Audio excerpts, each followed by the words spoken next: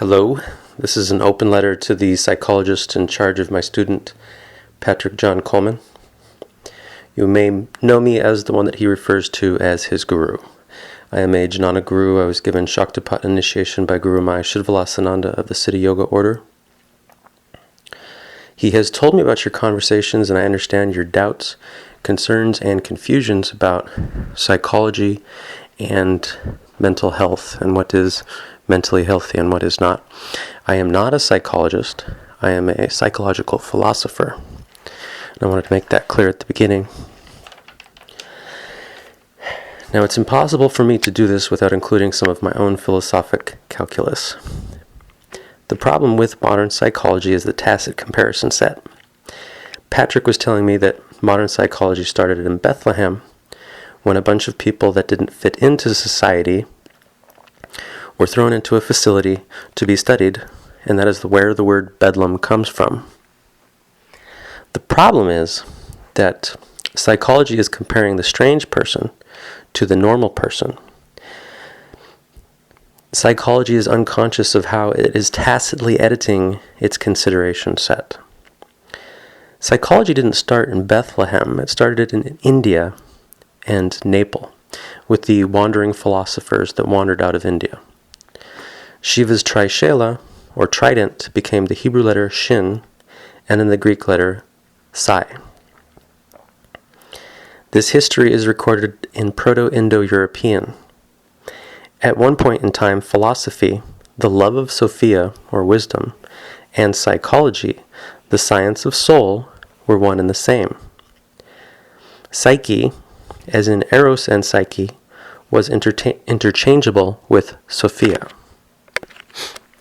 The goal of these two conjoined practices was to create a rational individual that was mentally and emotionally healthy and non-delusional about the world and the phenomena in the world. The reason that this was necessary is that humans evolved during times of difficulty.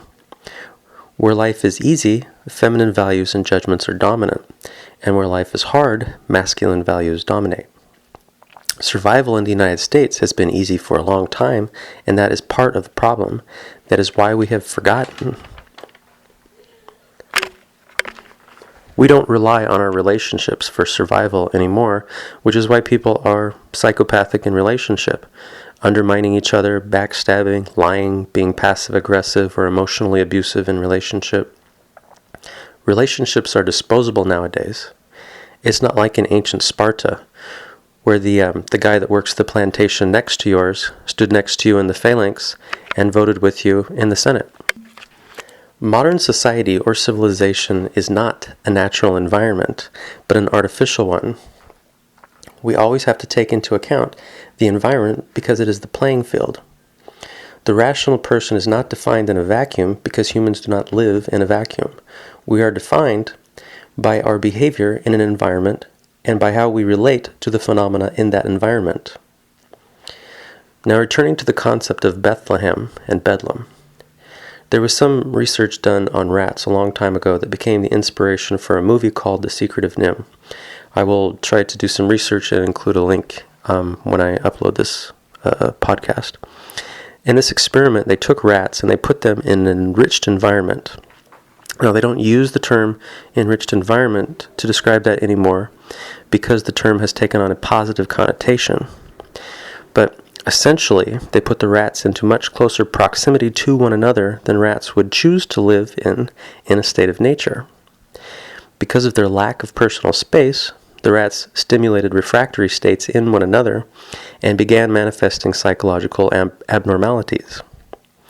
So the rats became irrational in an irrational environment, in a manner of speaking. What happened in Bethlehem is that the people had become irrational in an unnatural environment, a city. And then they were put in an even more irrational environment, an asylum. Martin Heidegger, who was most likely paraphrasing Kierkegaard, and I might be paraphrasing as well, said something to the effect of, "The duty of the philosopher is to overturn the covert judgments of common reason." And indeed, a rational individual is aware of every logical fallacy and cognitive bias. And they're constantly aware of whether they are making those or operating on those in everything they say and do. Having said that, we are going to deconstruct the assumptions of modern psychology. First of all, the people that were thrown into Bedlam were being compared to the normal person in society.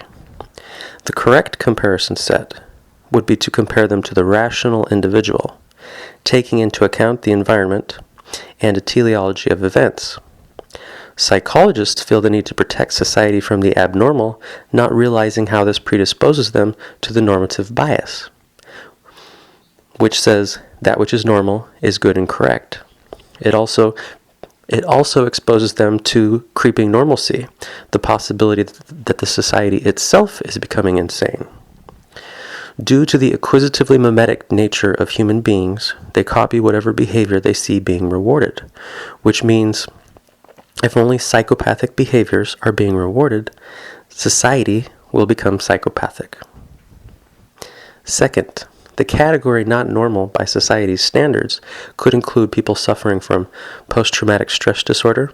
It could include psychopaths, sociopaths, idiot savants, artists, and mentally retarded people, as well as multiple geniuses. Third, a psychologist, being considered an authority on mental health, is assumed to be mentally healthy. There is really no vetting process for psychologists before they become authorities on mental health. I am sure all of us can think of psychologists we know that have done crazy or even immoral things. I had a psychologist girlfriend that was in her 40s, and she became addicted to meth and started sleeping with her patients. What stimulates the need of a person, the need recognition of a person to get into psychology? Are they secretly trying to figure themselves out? Or do they not feel like an authority in their own lives because their parents are dangling an inheritance over their head, and they feel the need to be an authority in someone else's life? We are going to segue into my psychological models a little bit. I don't have a lot of time, so I cannot get too detailed. According to organic computer theory, every event and everything said has experiential data for the individual. Based on their psyche, or their soul, or their gestalt, which is their worldview, or how they think the world works, they tacitly interpret and judge reality. The binary code for organic computers is positive or negative survival data, depending on how they define themselves based on how the individual arbitrarily expands and retracts their sense of self. This happens because of what I refer to as the plasticity of the sense of self. Every event, everything said, everything done has positive survival data or negative survival data for the individual. Now, male and female brains represent a spectrum of two opposite poles. Male brains are sociopathic and female brains are psychopathic. For this psychological model, I benchmarked a lot of Deborah Tannen's research on male and female communication rituals to psycholinguistically deconstruct how the male brain and female brain are in relationship with each other. Now, you can be female and have a male brain, and you can be male and have a female brain. Sociopaths are abused or neglected children, and the psychopaths are over-coddled children. Sociopaths change themselves to conform to their environment, and psychopaths change their environment to suit themselves, or more common, they want their environment to be changed by someone else to suit themselves. Psychopaths are manipulative and strategic social climbers, and sociopaths are more egalitarian, standing out, and telling you what they really think. People can have shadow syndromes of either or both. They can also be either in relationship to one another. Fritz Perls said that when a person wants to win, they use whatever behavior they believe is dominant. From my perspective, that choice characterizes them. There is also the possibility that you can have a psychopath using sociopathic processes or behaviors for psychopathic reasons, you can also have a sociopath using psychopathic processes or behaviors for sociopathic reasons. This is likened to either a wolf in sheep's clothing or a sheep in wolf's clothing. Now, in equity in human relationship theory, I use interactions, patterns created by interactions to point out behaviors and strategies. Now, the ideal relationship is a relationship between two rational people in which they only behave rationally and positively towards one another.